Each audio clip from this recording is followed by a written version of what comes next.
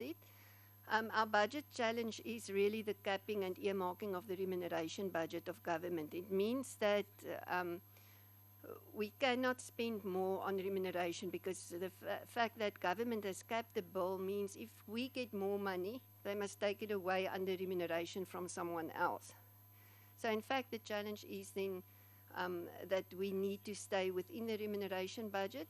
And for us, we are concerned about our spending on court services, and we're concerned about the spending of the NPA. If you go to the next slide then.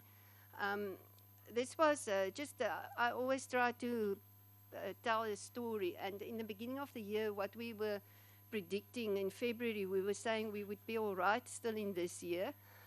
We would be at an 86.6 million if we took the carry-through effect. And then we said as justice, that's now as justice, we would then only start to experience problems for 2017-18. So it gave us the time to work and to plan. However, when we started to go through this, if you go to the next slide, you will see now our new projection. And that is where we are saying, and on program 4 is the NPA, you would, just at the beginning I said we're projecting a 60 million shortfall. They've indicated that they are hoping to bring it down to 45 million, but still then we will be overspending if we don't do something on our compensation of employees in terms of this projection. So what went wrong is that on the next slide, oh, okay, no, it's not on the next slide. Maybe just go to the next slide. I just want to talk to, yeah, you can go to, what we just try to do here is to indicate that if we needed to save, what we must save is how many posts we would need to address. This is just to put a context to it, because if we say we must cut the budget by 100 million, so to speak, what does it mean? So for us, it doesn't mean now we must let go all of those people added together. We're just trying to say if we were to let's cut level 14 posts, we would need to cut 26 to address, or that's just sort of trying to put the bill in perspective. If you go to the next one, that's where I wanted to say what was the challenge for us. The challenge for us is that you have normally the high earning people are SMS members, but you do have those that are legal practitioners that are paid OSD. So for them, the limitation for SMS doesn't count.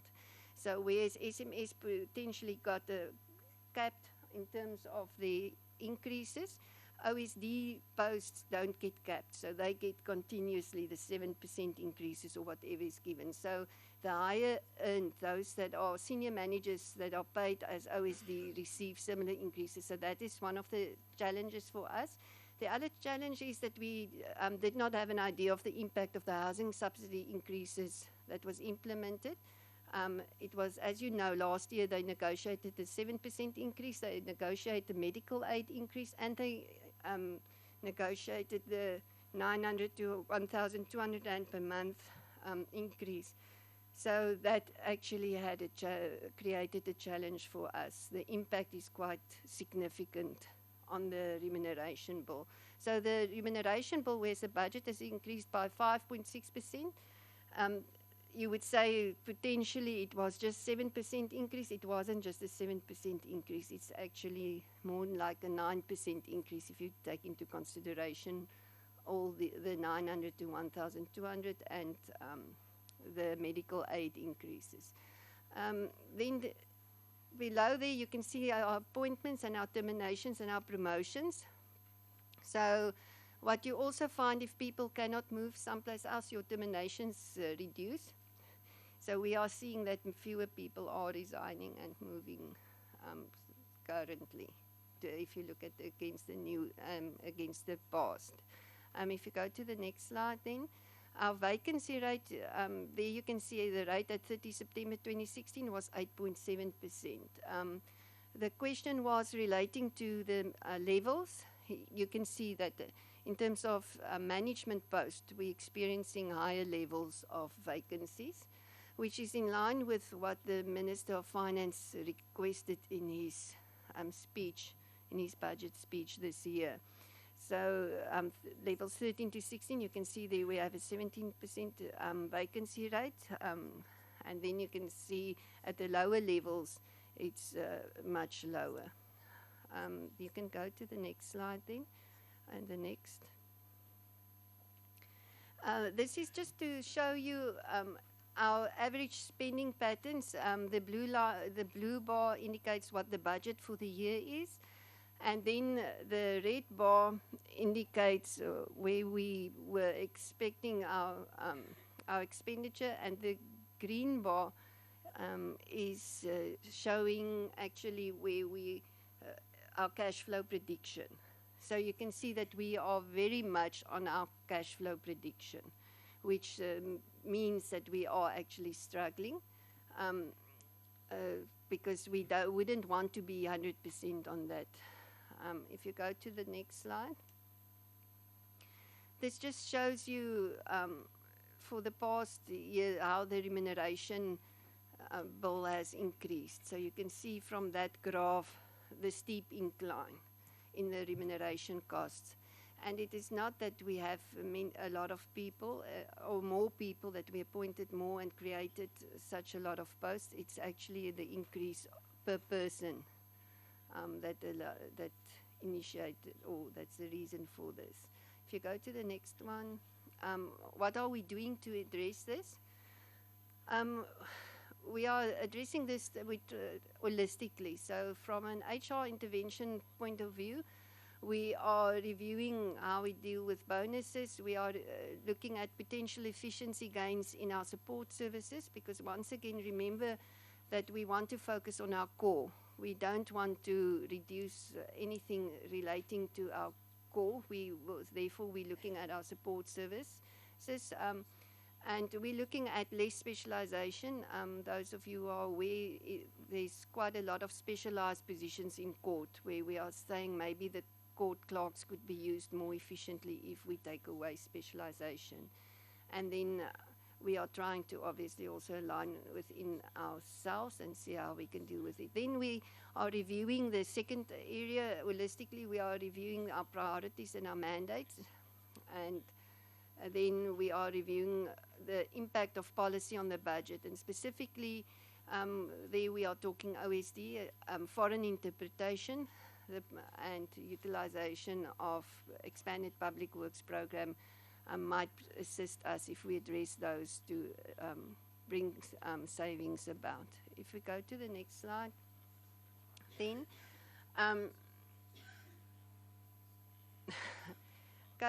yes, we currently exploring a possibility of diverting casual interpreter expenditure from the remuneration bill to goods and services, so that because we are seeing that our casual interpreters are actually on our remuneration bill. So because it's capped, we are trying to see what can we take out of our remuneration and move it to our goods and services. And then we've appointed task teams to develop a process to reduce our cost of employment. Then in the next slide, what will assist the department as well is the NPA spends as requested CARA funding, and the CARA funding, the recommendation is currently at the IMC, so their challenge on their budget will be addressed if they get CARA funding on their operational budget. Then we're reviewing the spending patterns. We are considering whether we should invest in new infrastructure versus rehabilitating. We're looking at our expenditure on library services. We also reviewing our security services versus maintenance of security infrastructure. In other words, do we have better infrastructure, and or do we have more security people? And then the investment in ICT. Mojapay, we've seen in one court that potentially, if we have Mojapay fully rolled out in that court, they're busy. We're rolling it out. We might need 4 out of 6. We might need 4 people less, because the system will be doing reconciliations, all those tasks. So it allows them to redeploy people potentially and to give them more or enhance their skills in other areas. And then the agency services or the legal cost cash flow, that's the main challenge for us, the prepayment of, so we are looking at prepayment of legal cost. We are reviewing whether to sign memorandums of understanding with all the departments, and so that we can also improve on that cash flow aspect. Because as I said previously, our issue is not our own cash flow spending. Our issue is the fact that we have this agency services where we first pay other departments legal costs and then recover from them. If we go to the next slide, that's the thank you. Thank you then. If there's any questions, then I can speak to that. I think I've addressed most of your questions. I'm just quickly checking the issue of, maybe just to speak, I haven't spoken on that, the fruitless and wasteful. If the honourable member will go to page 102, I think, of the, oh no, sorry, 201.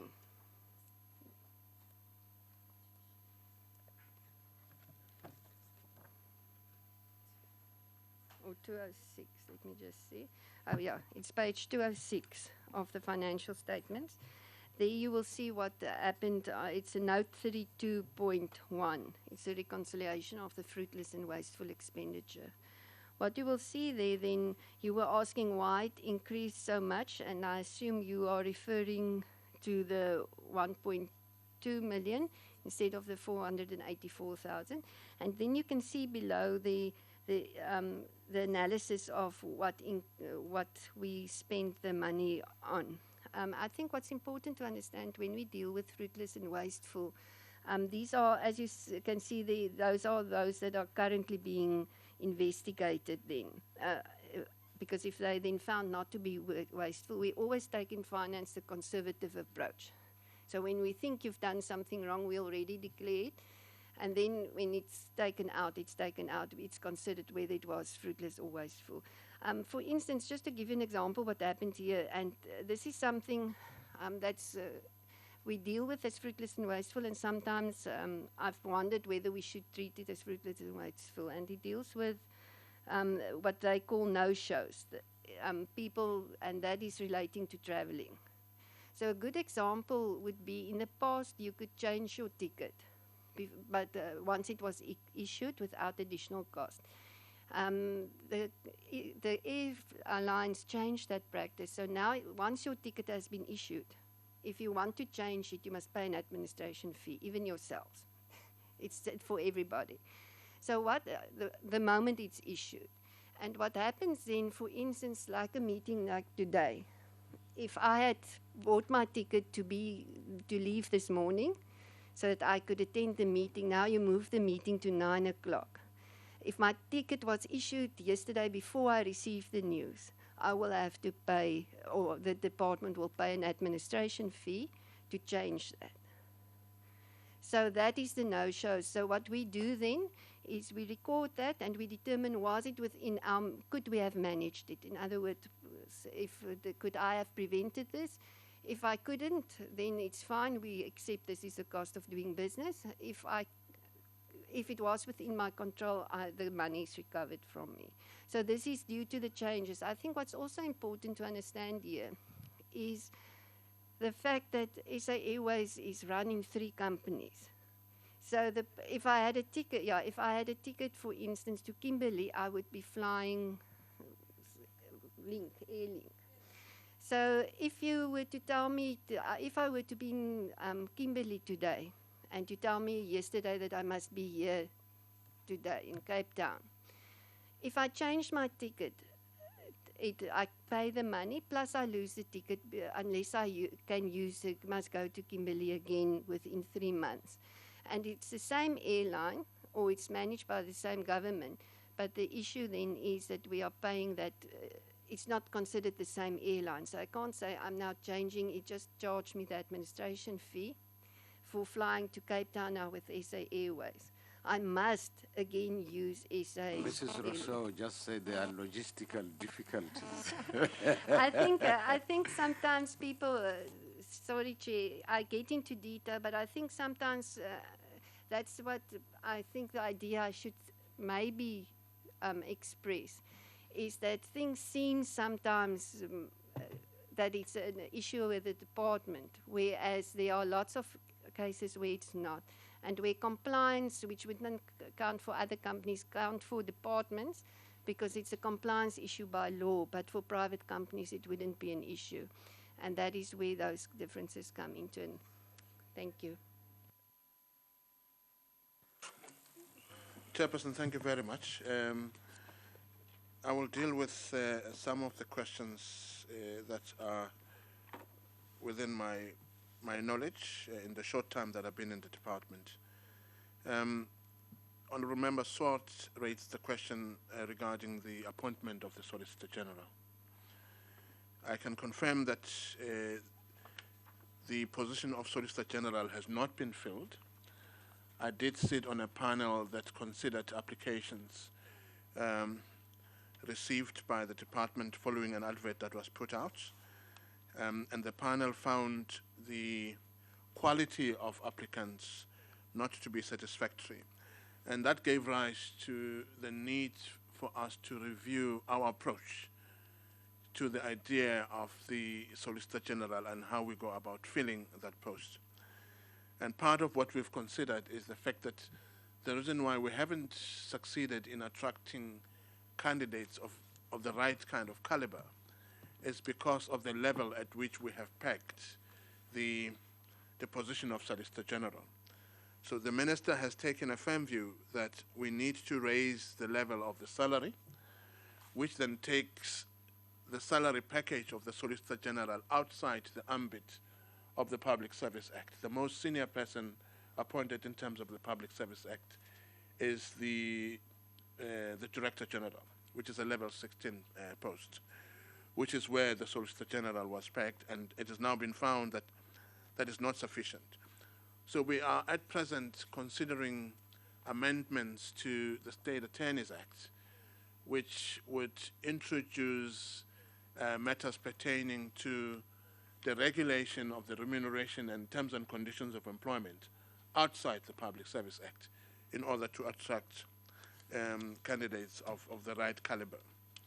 So the long and short of it is that the position has not been filled for the reasons I've just set out. Honourable Member Swart also raised questions relating to fraud and corruption. I will deal with some of these questions, and my colleague from Corporate Services will give further detail if that should be necessary.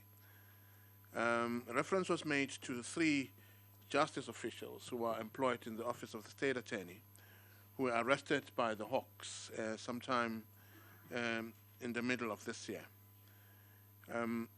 I should say that the department had already prepared processes relating to internal disciplinary hearings. But after consultation with the Hawks, a view was taken that perhaps we shouldn't proceed with disciplinary proceedings within the department until such time that the Hawks have completed their investigation, which is what they did, as a result of which they then arrested the officials. So we have 2 paths being followed now. We have a criminal prosecution, if you like, which is predicated on the investigation that the Hawks have undertaken. At this stage, I don't have the details with regard to when the officials will appear before court, whether the NPA has taken a decision that they have sufficient evidence on the basis of which to prosecute those officials. But that information we will certainly request, and once made available, we will share it with the committee. On the internal processes, we have already initiated disciplinary hearings within the department. And as part of that process, we have placed the officials outside the State Attorney's office as part of our what is called precautionary transfer, in order to make sure that there is no interference with evidence and potential witnesses who may be situated within the office of the State Attorney. We have taken a conscious decision not to suspend anybody on full pay. Rather, you place people under precautionary transfer to make sure that they continue to earn the money we pay them on a monthly basis, rather than sit at home and simply get paid while waiting for disciplinary proceedings to be concluded. With regard to the Chief Director supply chain, I can report that disciplinary proceedings are underway. Charges have been laid, and as we speak, disciplinary proceedings are underway. Once that matter reaches finality, we will share with the committee what the findings were. But from our side, we are confident that we have the right kind of evidence that should see us impose the kind of discipline that would be exemplary in the public service.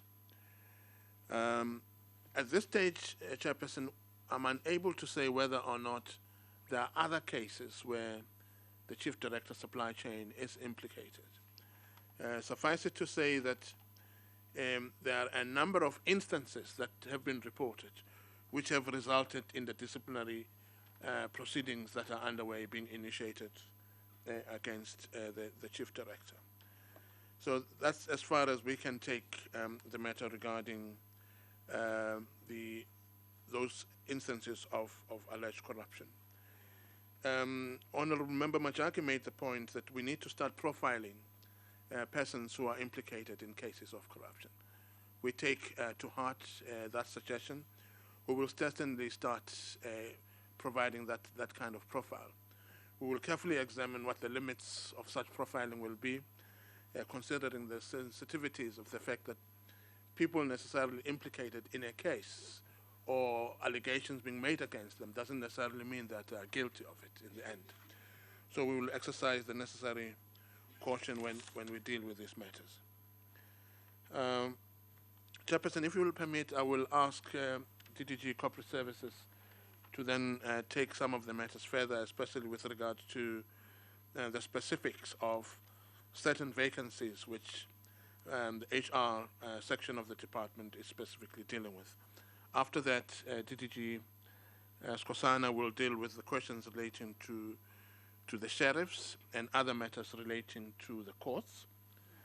And DDG Constitutional Development can deal with the question regarding our reporting obligations in respect of the treaties to multilateral bodies, inclusive of the UN and the African Union. And some of my colleagues, I'm sure, will pick up some of the questions that have been raised which relate to the areas directly. Thank you, Chair. Thank you, Chairperson. Thank you, committee members. Maybe just also to add on to DG Madunsela's input and feedback regarding fraud and corruption. Our forensic audit unit receives various, we could call it tip-offs, complaints. It's either from the presidential hotline, it's through emails from employees, it's through organized labor. And as soon as those matters are received, there are then investigations that would lead to disciplinary processes such as those that have been referred to by the DG. If I go just down the line, I think Honorable Breitenbach had a question regarding the OSD for the SMS component at the NPA specifically. With respect, I'm going to defer that matter to the NPA. The colleagues have been informed of the question related to the OSD specifically. But if we look at, and also the vacancy rate in the State Attorney's Office that has been reported to be quite high. The OSD took some SMS posts out of the SMS dispensation and then put it in the OSD dispensation. What we've done, especially with the heads of offices posts, for example, in the State Attorney offices, is we've done a review with the Department of Public Service and Administration on those posts specifically, and the review concluded that it may be necessary for us as a department to revert back to the SMS dispensation, because the majority of the work may be that it's a managerial post instead of a specialized production function that comes from those heads of offices.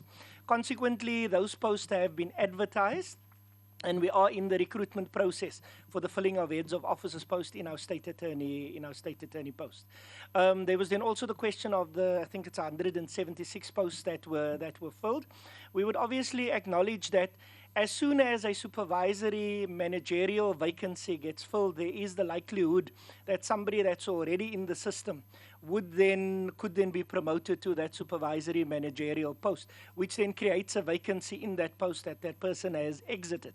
And therefore, the number of 176 compared to the initial target is higher, because we would then also have filled the post lower in terms of that area where we would not have initially, when we had determined the target, taken into account that we will then create vacancies below that area. The specific question related to which of the posts are legal post compared to the administrative post, if the member would allow us to maybe respond in writing so that we can give the specifics of each office also, what was the number of posts, and then the breakdown in terms of admin versus legal posts. We would see from the SMS posts that the vacancy rate there is also relatively high, but the overall vacancy rate of the department, the 8.7 vacancy rate, is far below the benchmark in the public service of 10%. What we've done after we've done, or the CFO has done a review on the trajectory of our compensation of employees post, is to put an exercise in place, and the CFO in a presentation referred to the committee or the task team, is to do an assessment of which of the posts that are still currently vacant in the department across the board are critical for core service delivery, are supervisory or managerial posts, and then our support post and the SMS post. So the committee has had a few meetings, and they sit on a weekly basis in order to do that assessment. And our bias is towards the service delivery points. So it would be courts, it would be offices of the state attorneys, it would be the master's offices, and then also the office of the chief state law advisor in areas where we can fill posts. We are not neglecting our head office, but we think if we are going to experience challenges in terms of compensation of employees, our service delivery point should be our priority, so that we have a court manager, a DCRS clerk, somebody assisting the clients who are dealing with the clients directly, rather than looking at whether Mr. Adams' support post at national office should be filled. In terms of the other plans that we've also been put in place is to look at, like the CFO in a presentation has indicated, the norms and standards. And at a national office level, we're looking to change the norms a bit so that we are able to create more capacity at a service point by making the funding available specifically. There were also a few other questions related to vacancy rate.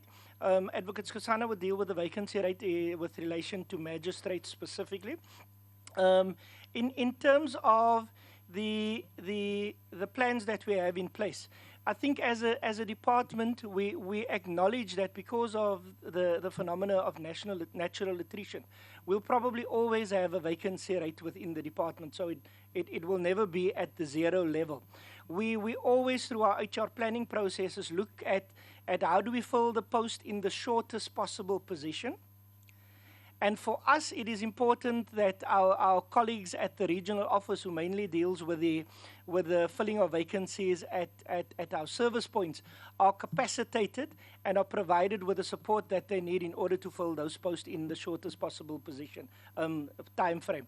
Our average is also below the norm of 6 months for the filling of a vacancy. We're at 4 or 5 months in terms of from the date that the vacancy becomes the post becomes a vacancy, in order to make sure that we have all of those posts that are needed to provide our service points with the capacity. DG Chairperson, I think those were the questions mainly. There were also, like I said, the questions for the NPA related to the Limpopo High Court. I think Honourable Breitenbach had asked for the NPA component specifically. So that question would also have been sent to them. Thank you, Chairperson. What is your name for the record? Apologies, I apologize. It's Romeo Adams, DDG Corporate Services. Okay. Because you are making promises, we want to be able to follow you. It's been noted, sir. Thank you, Honourable Chair and Honourable Members. Just quickly, the first question related to backlogs, why they're increasing, and I can just and there are two questions: whether there would have been a difference if we've not changed the norms that we're using for the backlog. Yes, there would have been changes. I think initially we were calculating backlogs from the time of the cases which had remained unfinalized after plea. And that was with a view to distinguish between those matters that would basically get withdrawn before even get started or be diverted. But if you include all into one period, it will then confuse your other matters. Matters which are diverted and withdrawn will basically fall in that category of backlogs, even if they're, the whole case calculation, even if they are not in the system. So I think in the interview, the judiciary, etc., the emphasis have been on the 6 months cases which have remained on the roll without distinguishing those where the plea has been taken, etc. And those are kind of areas where the difference will have a different output in terms of numbers, etc. But obviously, we'll provide a detail. What I just wanted to mention is that there is a commitment which says that all the people in the justice system must create a kind of a uniform measure for performance. You should not be using hours elsewhere, using numbers of 6 months elsewhere, and using days elsewhere. And I think that kind of process, what is going to become part of the outcome of the business plan that we are working on the broader criminal justice system, and will provide the committee with that kind of information around there. Limpopo High Court. The OCJ may come to give the detail in terms of the administration staff, but let me just indicate what has worked for that court to be up and running from the 25th of January is with the process of establishing that capacity started long before the court got proclaimed. There was a permanent circuit which sat there. Registrars were always there. Interpreters were also there. After the 25th, all we had to do was to facilitate the process whereby the president established the judicial establishment. I can say that that court runs on 7 judges, on 9 judges. It's 7 plus 2. It's 1 judge president, 1 deputy judge president, and 7 judges. In fact, it's bigger than the Northwest and the Northern Cape divisions, which runs on 7 judges, etc. So, based on the number of judges, then we've worked on the other stuff are then in place. The legal aid was already established there because it runs a circuit. The NDPP already had people there, post-created, etc., because they've been running on a circuit. That's the same approach my colleague was indicating, that Mpumalanga is starting to operate now. So by the time that we get the court building, whatever, etc., there have been some kind of footprint in the province in terms of capacity, etc. The next point asked by Honorable Bilal Majak was relating to gaps in terms of transfer of staff to the Office of the Chief Justice and the transfer of the administration of the Magistrates Court. Let me also clarify the issue. The legislation we drafted in terms of the Superior Courts Act and the Law Courts does not transfer courts. Courts remain independent structures in terms of the Constitution. It transfers the administration relating to those courts. So magistrates and judges and the courts remains there, but the administration processes get channeled through a different entity. For higher courts, the entity is OCJ. For district courts, the entity is justice. What sought to be transferred first is the whole administration relating to the magistracy. DG Justice is responsible for processes relating to settlement allowances, S&T, cell phones, cars, whatever, of magistrates, while the OCJ deals with it. So the plan now is that the magistracy, in terms of complaints and all those things, will then be processed at the OCJ, and that's the first phase of transfer that we intend for the next financial year, etc. The issue of the transfer of the administration of the magistrates courts is dependent on the lower courts bill process, which is starting this end of November in terms of consultation. And what we are doing, before we come to a bill, just like traditional courts process, we start engaging with the sector, the constituency, and unpacking the principles that informs the bill. Then we'll come to our intention is that by the end of this financial year, we must have a broad policy framework on the lower courts bill, so that the actual drafting process can start next financial year with the introduction the very same year. Parliament can then be seized with that legislation 2018. It's part of what will fit into the process, etc. But as far as the gaps are concerned, there are still minor gaps in terms of the OCJ transfer of staff. But what has happened since since our DG started, the steering committee between himself and the Secretary General of the OCJ has been revived, and there are structures that deal specifically with those gaps, and they get managed at that level, etc. So there are no crisis points around that. Leases, yes, we still manage lease and rentals. In fact, we have 115 buildings which are not ours, which are leased. And in fact, I was surprised to realize that since 1994, we are leasing the labor court, which is one of the oldest courts, etc. We ought to have built our own labor court. So it's part of the 115, for which we are paying just less to half a billion, about 414,924 in this financial year, etc. But in terms of infrastructure in national office, we already a discussion between ourselves and DPW to move with that issue of the precinct. We can't be having 5 buildings around the same center, operating separate aspects, etc. So the idea is that once you get the precinct arrangement, you'll make sure that all the national officers are looking in one space. You'll save more in terms of security, in terms of overheads and all those arrangements, rather than have split officers around the building, etc. They've presented some options which are still available, some sites which are still owned by the state around Tshwane, and I think there'll be decisions made around the process, etc. Right. Method Commission vacancies. Honorable Chair, what led us to where we are is in 2013, Minister Hadebe created 130 new posts of magistrates over above the establishment. So the posts were increased from the usual 1,900 to 2,000 plus because of those new posts. Those posts were created just as the country was heading towards the 2014 general elections. The Commission could not sit to process those appointments because of the short period of the members, etc. Then there was an escalation, and the vacancies built up, etc. We ended up with 313 vacancies before the new posts were filled. And I think now the process is to deal on with the backlog. And as they sit and deal with that, other posts are piling up. Honorable Hon, the best thing for the Commission, I think, is it may have to find ways to sit more regularly than the JC. Because if it sits once a year, it won't get those, etc. It can try to find a way to sit through a quarter during the recess at least 2-3 times, just to work around the backlogs. Then it can go back to normality.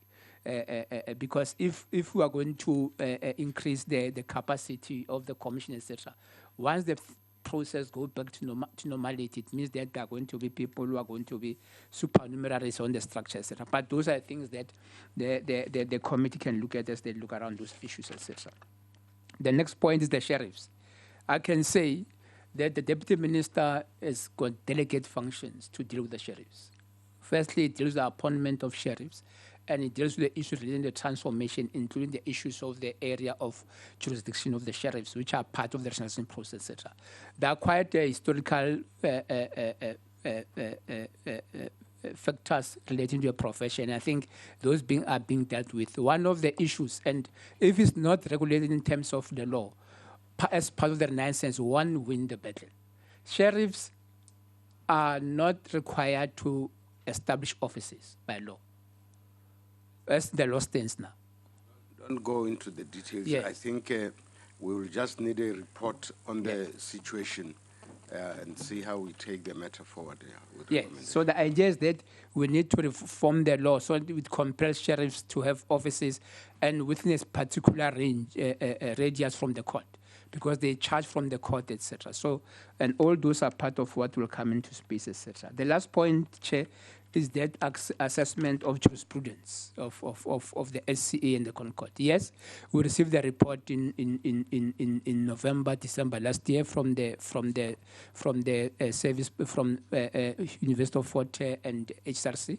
There were some gaps in the reports, which we had wanted them to go and relook and attend to, etc., before we take the report to cabinet. And we are now starting the process of going back to cabinet with that report, and obviously it will form part of the aspects that will be debated as part of the broader transformation of the legal system, etc. Those are the points which I could pick from my side, Chair, and I can hand over back to a DG. Thank you, Chair. On the question put by, my name is Gabriella Lafoy. I'm the newly appointed DDG for Constitutional Development. And on the question put by the Honourable Member related to the challenges on international legal relations, and in particular our reporting obligations to the various treaty bodies, both at regional and international level, in the short time that I've been in my portfolio, my assessment of what the challenges are relates to vacancies in key areas, particularly in senior management in the International Legal Relations unit, and also skills shortages in the international law area generally, but also with regard to report writing, because there's a particular way that the reports have to be drafted. In order to address this, I will have to put in place a comprehensive strategy that addresses the various levels, beginning with the recruitment and filling of critical posts, the training of existing staff on report writing, and also a strategy to address the backlog of reports that are outstanding to the regional and international bodies. And also to put in place mechanisms to ensure that we comply in future and to close the gap between international reporting and domestic compliance. I am aware, although it wasn't reflected in our report, that our Deputy Minister did lead 2 delegations before I joined the department to present our country reports on the ICCPR and also our report to the African Union. I accompanied the Deputy Minister to Geneva to present our country report on the Convention for the Elimination of All Forms of Racial Discrimination. The reports that are due and but not outstanding are our first report in terms of the ICESCR and the UPR reports, which are due in April, May next year. And we have 1 outstanding report to the AU, which they have granted us a extension for. We are currently working on all 3 of these drafts, and we will endeavour in future to ensure that we comply with all our international treaty reporting obligations. Thank you.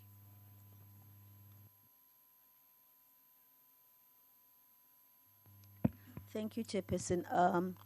I think one thing we don't need an answer now is for the department to also look at financial implications for South Africa in terms of all of these treaties that we have ratified, so that we become alive and alert to it. We shouldn't be caught napping to find that we have actually overcommitted ourselves to the extent that we cannot be in the position to comply. The other thing that I wanted to just ask about, which is quiet, is the peer review mechanism. Yes, AU peer review mechanism. South Africa used to lead in this regard. And if it's quiet at home, it means it's quiet in Africa. I don't know whether we are still really following up on those processes to make heads of states to account to each other.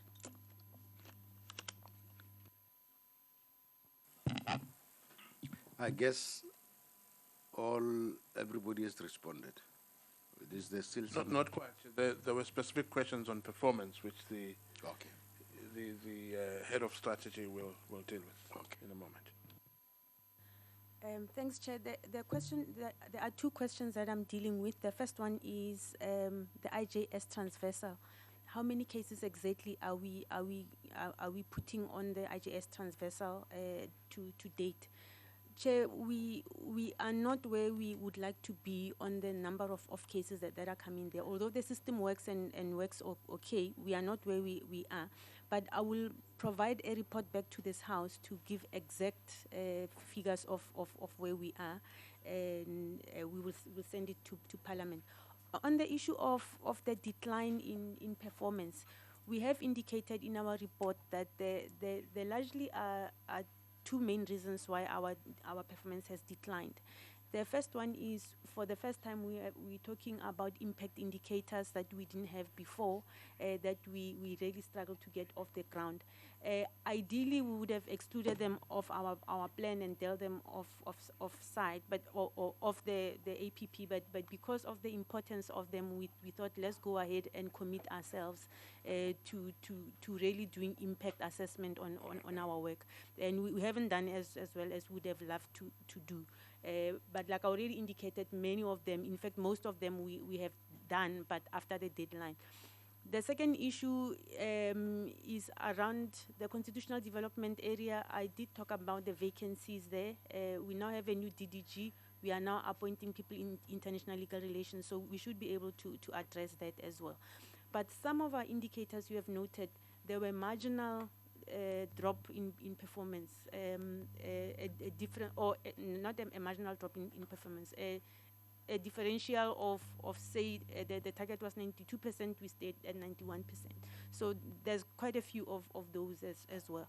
And even in those indicators, we have said that performance has increased from the previous year.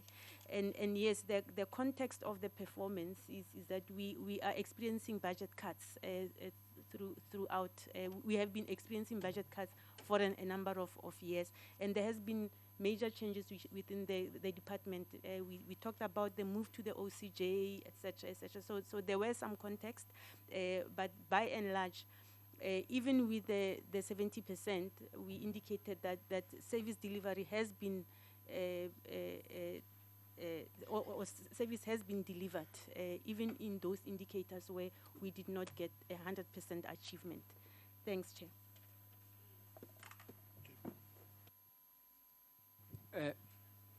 Through you, Chair, just one point, which I think is vital. The Limpopo High Court, the Mpumalanga High Court.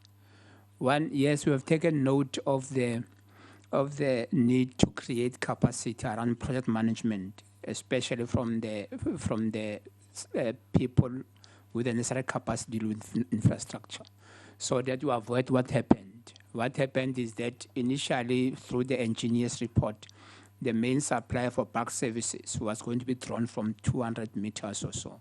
Only to find that that supply was not going to be sufficient for that kind of a court, so they have to draw it around 500 meters or so, etc. And all that has brought around a delay of about 4 months or so.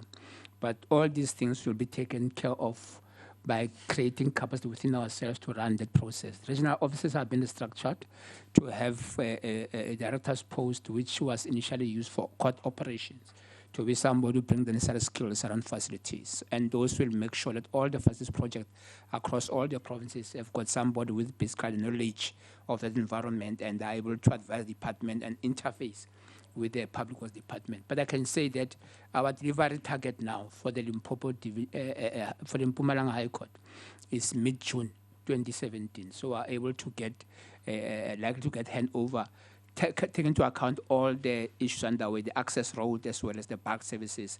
We have been promised the end of June for the Mpumalanga High Court delivery. Thanks. DG, before you respond, I just want to raise issues that I raised in the past, which remain a great concern for us. Because as this committee, we are very satisfied with the work that the department does and the ability to manage its budget in the face of all these cuttings and so on. But we are trying to bear in mind the fact that it's not just accounting for the money allocated to the department. It's about a nation-building project that we are involved in. There is a South Africa that we want to build, and that South Africa can only be built in terms of the constitution that we have. But if researchers say less than 40% of the people have read or even understand the constitution, and we are expecting society to live by a constitution that they have not read, that they don't understand. We want them to abide by constitutional values that they are not aware of. It raises the question of whether we are not perpetrating an injustice on society. You know, if you look at the country, anybody who has a grievance about anything, they all take the law into their hands. Is the question that they are just by nature not law-abiding, or that they don't know their rights and duties? And this, for me, raises the whole question of constitutional awareness and constitutional literacy. How much of this constitution is going into our schools, at workplaces, and so on? We know that under apartheid, there was no avenue to raise anything with anybody. But now we have all the avenues. Why are our people or society not following the avenues? Then we must ask ourselves, are we communicating these constitutional values adequately? Are we making them part of our culture? Now, the other issue is that when one listens, we talk about criminalization of racism, but the department seems to emphasize hate speech, or matlapa. And I don't believe that hate speech and racism is the same thing. I believe that racism is at the heart of the society that we want to build. We say we want to build a non-racial, non-sexist, united, and prosperous South Africa in which the value of every citizen is measured by our common humanity, Ubuntu. So criminalization of racism should be at the heart of the work that we want to do, because without rooting out racism, we won't be going anywhere. And that also brings one to the conclusion that, you know, we can't expect officials of government to go and run constitutional literacy programs. We have advice centers within communities. We have paralegals within communities. We have traditional leadership within communities. Why don't we train people from those areas and give them resources to do the work? But you see, also our icon Nelson Mandela ensured that we have a foundation for human rights, so that the money that was going to NGOs should be channeled to that foundation. But the question is, who sets the agenda for that foundation? I just read that the foundation last week were running a moot court at the Constitutional Hill. A moot court is something that the University of Pretoria and others were doing. Can we really take the much needed resources to be running moot courts? We have people that have lodged land claims in 1998. Even today, these land claims are not proceeding because the land claimants don't have money to go to court, even if they had money from 1998 to 2016. Where would they get the money to pay lawyers, because these lawyers are expensive? But I think that the department must set an agenda, because the money that goes to the foundation is the money meant for South African people to solve their people. It can't belong to an NGO that sets the agenda for itself. I think that matter must be addressed. You have the Chapter 9 institutions.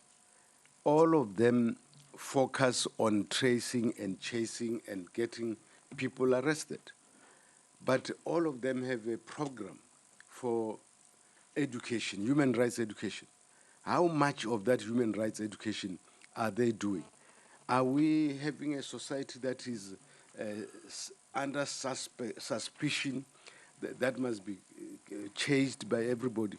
I think that the Chapter 9 institution, we respect their independence, but they must educate people about their rights and obligations that we want them to follow.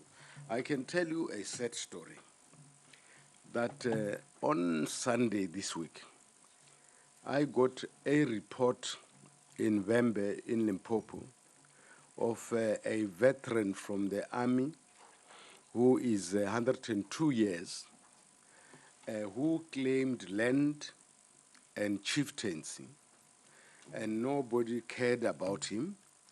And he walked out of his yard, walked around to find that despite the fact that there is an application for an interdict before the courts, people are continuing to build on his land.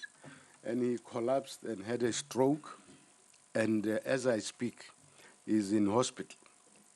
And one can say, because as government we did not deliver, the person now is hospitalized. On Sunday evening, I had to arrange with Dr. Mtswaledi to get this person to Polokwane for a brain scan. So I think that we can't just focus on getting departments to account for rents and census. We also need to work with yourself to make sure that we address the things that are necessary to build that nation. I'm happy that Advocate Enver is here. If I understood, I attended a meeting at the Land Claims Court. We were told that there's a white firm in Johannesburg. I have nothing against white people. A white firm in Johannesburg, which has to compile a panel of who may defend land claimants. And of course, the old prejudices that black lawyers are not good enough. You'll find that the majority of the lawyers that appear in the Land Claims Court are white lawyers. And we say justice must be done and be seen to be done. Now, if all these people from rural areas are losing cases, as is the case, they think that the white lawyers are colluding with the courts, and that may bring the Land Claims Court into disrepute, and people may begin to take the law into their hands because they think that institutions are not saving them. So I am saying, DG, that we must look at the funding mechanism for land claimants, who decides who must do what. And then on our side, lastly, we had an engagement with Justice Mlambo, who was concerned about the slow progress in the Land Claims Court. He says that he has a proposal to make to unblock things. So we agreed that we could have a workshop that he will address.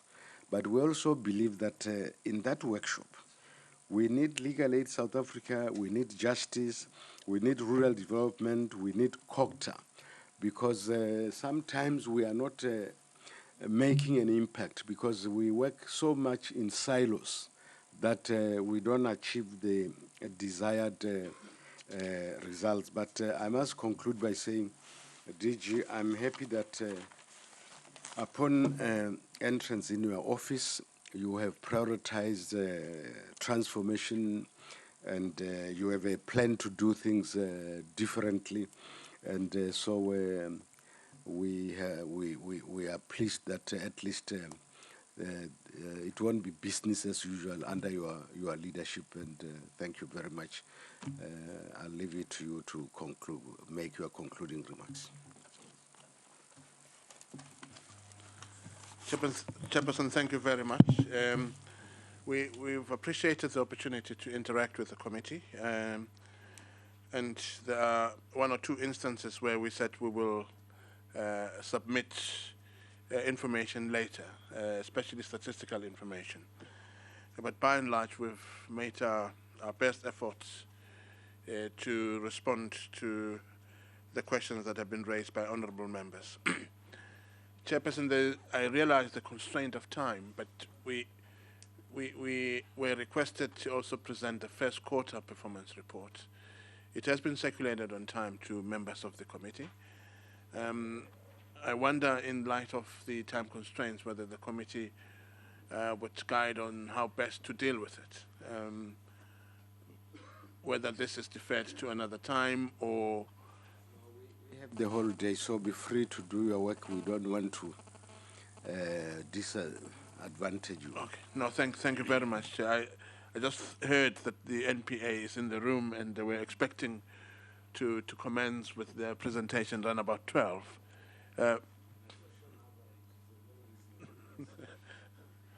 No, thank you very much, Chairperson, and let me acknowledge the NDPP's arrival in the House. Thank you very much, Chair. In that case, Chair, we would like to proceed to the first quarter performance report, and our head of strategy will lead us in that regard. Thanks, Chair. The contents are on the screen, and I don't know what happened to our screen there. Okay. We will proceed as quickly as we can anyway.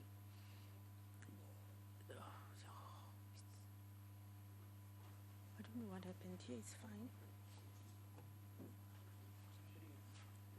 Or must I close it and open?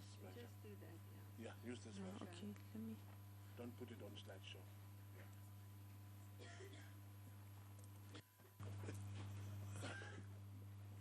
Madam Acting Chair, we thought maybe we will not go into slideshow, but we will try and improvise and use an enlarged version just to allow us to continue.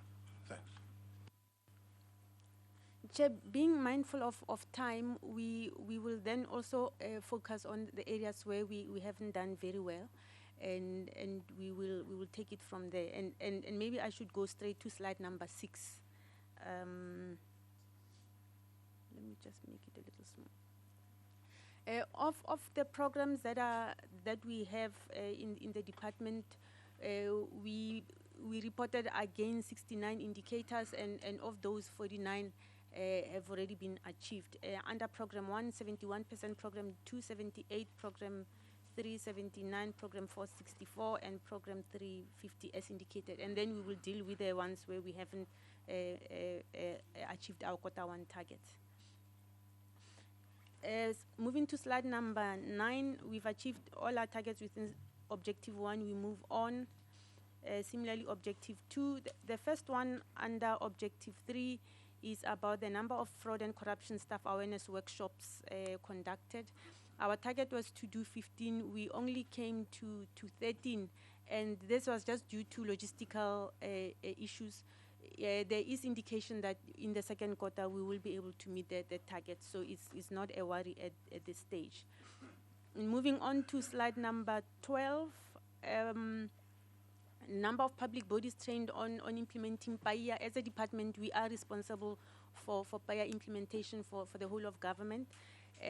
We haven't trained to, our target was 15, we got to 11 again. Some of the courses were rescheduled, but there is indication that in the second quarter we will show that the targets would have been met. And moving on to the second program, Chair, the first one we want to discuss is under Objective number 6. this deals with our sexual offences court or courtrooms that we're trying to implement.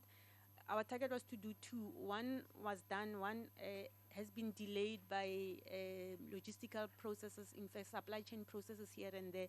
But again, looking into what I saw in the report so far, that matter was addressed, and we actually even have done one more moving into the second quarter, so it's not a major problem as well. The next one, Chair, 9.1 on slide number 19.